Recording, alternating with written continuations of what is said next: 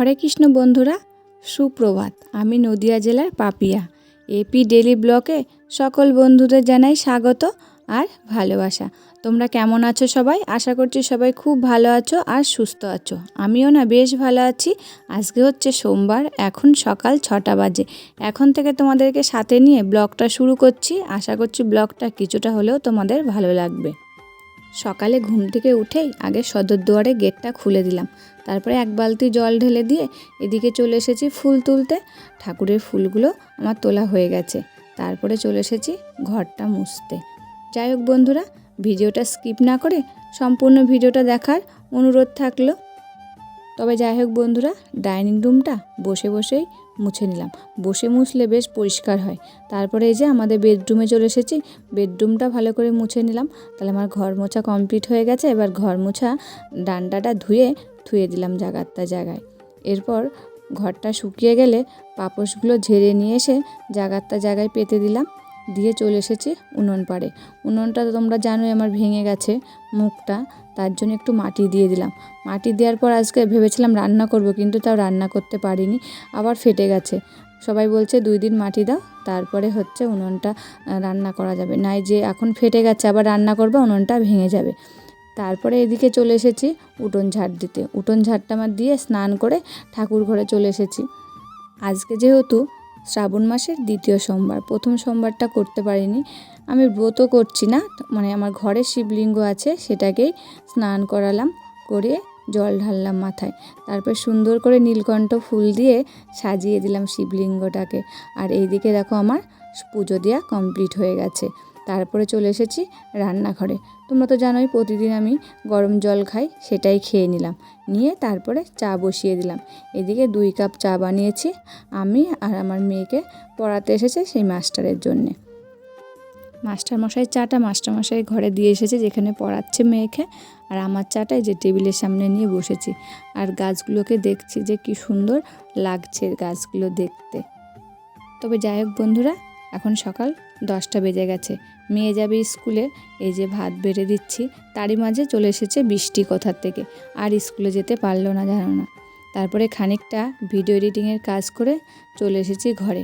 এই বেড কভারটা আজকে চেঞ্জ করব, তার জন্য বালিশের কভারগুলো চেঞ্জ করব বলে বালিশের কভারগুলো আগে খুলে নিচ্ছি। দিয়ে বালিশগুলো একটু রোদ্দুরে দিয়ে আসবো। এই বর্ষা সময় যেন একটু বালিশগুলো রোদ্দুরে দিলে বেশ মচমচে হয়, আর তুলোগুলো বেশ ফোলা ফোলা হয়। তাই ছাদে আর উঠলাম না। রাস্তার ধারে এক দিদিদের পাঁচিল রয়েছে, তাতে রোদ্দুর এসেছে তাতে বলছি তার উপরেই বালিশগুলো দিয়ে আসলাম। বালিশগুলো গরম হতে হতে ততক্ষণে আমি খাটটা মুছে নিই। আর বেড কভারটা এখনও তুলিনি, কেন বলো তো? যেহেতু খাটটা মুছছি, একটু ধুলো পড়তে পারে, তার জন্যে খাটটা মুছে নিয়ে তারপরে বেড কভারটা তুলে নেব। তবে যাই হোক বন্ধুরা, ভিডিও এ পর্যায়ে এসে প্রিয় বন্ধুদের কাছে ছোট্ট একটা রিকোয়েস্ট করে যায়, আমার ভিডিওটার কোনো অংশ তোমাদের যদি ভালো লাগে প্লিজ একটা কমেন্ট করে জানিও। আর ভিডিওটা দেখার শুরুতে একটা লাইক দিয়ে দেখা শুরু করো। তোমাদের একটা লাইকে পরবর্তী ভিডিও বানাতে আমাকে মোটিভেট করে। আর বন্ধুদের মধ্যে শেয়ার করো, আর সাবস্ক্রাইব করে আমার পাশে থেকো। খাটটা আমার মোছা হয়ে গেছে, এবার বেড কভারটা তুলে নিয়েছি। তারপরে যে দেয়াল আলমারিটাকে মুছতে চলে এসেছি। নিচের থেকে দাঁড়িয়ে মুছলে না উপর পর্যন্ত আমি হাত পাই না, তার জন্য আজকে সোফার পরে উঠে পড়েছি।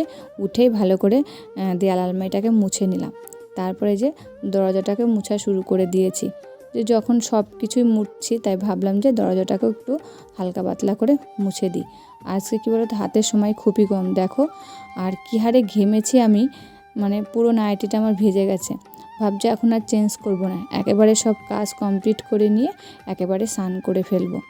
তারপরে এই যে টিভিটাও মুছে নিলাম। এবার এই যে এবার সোফাটা গোছাতে চলে এসেছি। সোফার উপরে বসলেই সোফার কভারগুলো সব উল্টাপাল্টা হয়ে যায়, তার সোফাটা দিনের বেলায় অনেক কয়বারই গোছানো হয়।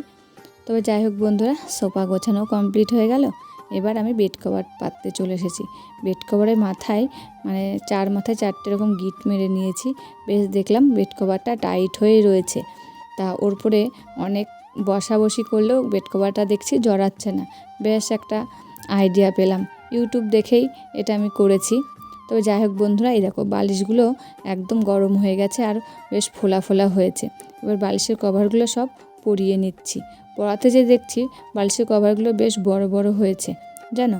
এই বালিশগুলো একটু সরু সরু কভারগুলো, বালিশগুলো বলছি, বালিশের কভারগুলো একটু সরু সরু, তা দেখছি বেশ টাইট টাইট হয়ে আরও বেশি ফোলা ফোলা হয়েছে, আর এই লম্বার দিকটা একটু বড়। তবে যাই হোক বন্ধুরা, খাটটা আমার গোছানো হয়ে গেল। ঘরটা সম্পূর্ণটা আমার গোছানো হয়ে গেছে। এবার ঘরটা ঝাড় দিয়ে নিচ্ছি। এখনও রান্না হয়নি, এবার রান্নায় যাব। তাই মেয়েকে বললাম তুমি এবার বই নিয়ে বসো, যেহেতু স্কুলে যাওয়া হয়নি, স্কুলে যাওয়ার সময় বৃষ্টি হচ্ছিল ওর জন্যে, তাই ওকে সোপার পরে বই নিয়ে বসিয়ে দিয়েছি, যেহেতু বৃহস্পতিবারে পরীক্ষা তার জন্যে।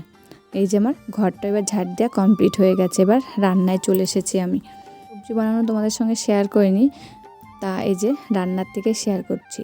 এই যে পটল ভাজা বসিয়েছি, পটল ভাজা হয়ে গেল। এদিকে একটা নিরামিষ পাঁচমিশালি তরকারি করব, তার জন্য তেজপাতা, শুকনো লঙ্কার ফোড়ন দিয়ে সবজিগুলো সব দিয়ে দিলাম। তারপরে ভালো করে একটু ভেজে নিতে হবে। তার মধ্যে দিয়ে দিলাম লবণ আর হলুদ।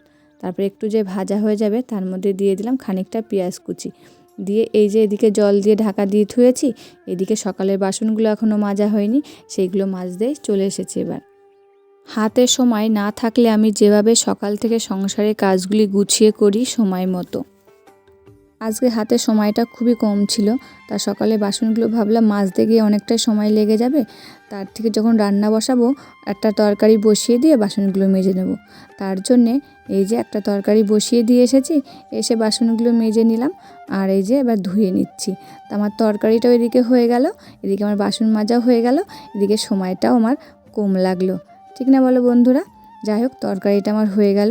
এদিকে ডাল সম্বার দেবো, মসুরির ডাল। আজকে পেঁয়াজ দিয়ে করছি না জানো, জিরে ফোড়ন দিয়ে করছি। তেজপাতা, শুকনো লঙ্কা, জিরে ফোড়ন দিলাম, দিয়ে এই যে এদিকে ডালটা সম্বারে দিয়ে দিলাম। ডালটা সম্বারে দিয়ে এসেছি, ততক্ষণে ফুটুক, আমি ততক্ষণে জলের বোতলগুলো ভরে নিই।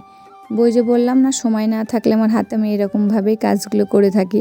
তো যাই হোক বন্ধুরা, জলের বোতলগুলো আমার সব ভরা হয়ে গেল। এবার জায়গায় জলের বোতলগুলো গুছিয়ে রেখে দিচ্ছি। এবার যে ডালটা ফুটে উঠেছে, একটু মিষ্টি দিয়ে নামিয়ে নিয়েছি। এবার গ্যাস ওভেনটা মুছে নিচ্ছি। গ্যাস ওভেনটা মোছা হয়ে গেলে বেসিনটাকেও ভালো করে মেজে ধুয়ে নিয়েছি। তারপরে এই যে দুপুরে খাওয়া দাওয়া করতে বসে পড়েছি। তাহলে বন্ধুরা, ভিডিওটা আজকে এই পর্যন্তই। আবার পরবর্তী ভিডিওতে তোমাদের সঙ্গে দেখা হবে। ততক্ষণে তোমরা ভালো থাকবে, সুস্থ থাকবে আর সাবধানে থাকবে। পরিবারের সকলকে ভালো রাখবে। ধন্যবাদ।